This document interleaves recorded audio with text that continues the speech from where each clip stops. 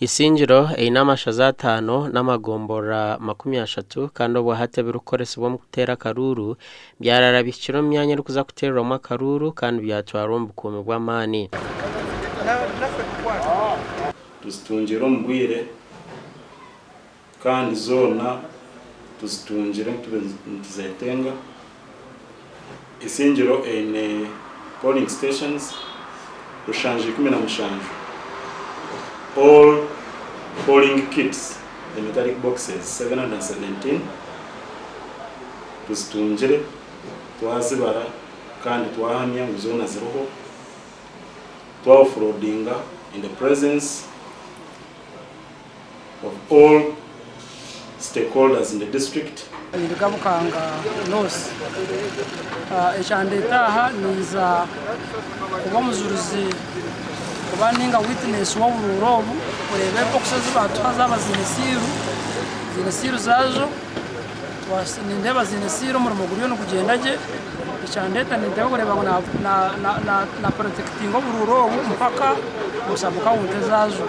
Orukura okuteza Karuru district Isingiro yahamza betsi imbere n'abagizi babo ngo buri kimwe nikiza kutambara kurunji hataro kuteganisibwa kuona no kuyiba Karuru.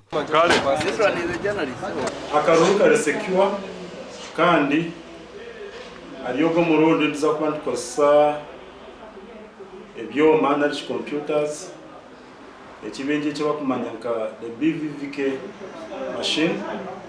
Akaruru kare procedure wija uri mutezi wa Karuru oyemero kurunjo online rero bakuverifying bashujume impapura zawe abakozi ba electoral commission bahamya kurunji ngo uri mutezi wa Karuru bas Omugandi ebintu byo kuterera Karuru district ya Hoima nebyo kutanuka kwikomyanya eyo kutereraho okutandukana na shayi 10 z'itumbi.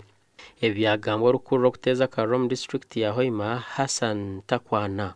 Tutese okutandika olwalero sawa 10 tujja kubanga tuli ku strowa zaffe zirina kulabyo ku Strowa police station we tugenda okutandikira nga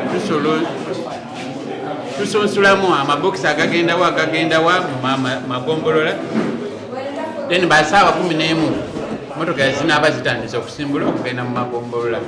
Buli gombolola tuli wadde motoka edene nnyo sitoba tumuwadde motoka 2 naye abasigaddeyo bayinemu emu.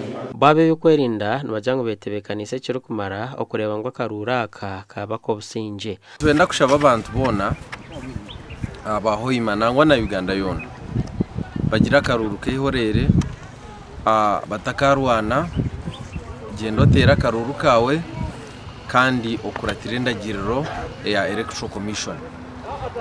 Security riho kandi security teriho kutinatenisiriza abantu kwiyaho security riho okuma abantu. Ebyo biteguye kwikiriza za fuel station unywa majita tware pikipiki ya unywa majita tware motoka yawe unywa majita byongo gusanga buri yomo gusanga nusanga buri amwe wona ari amajita mu bidomora mu macupa nusanga abantu bakira kubikozesa mu bintu bibi nimibyo ni intelligent information yo twin so urukumanya ngo ariyo next take ateke no rukumango nenda kikora arubweho atagaruka no kuteka teka. Gasha kwa Ruth Nwamanya na Ambrose Nwagaba Katoto.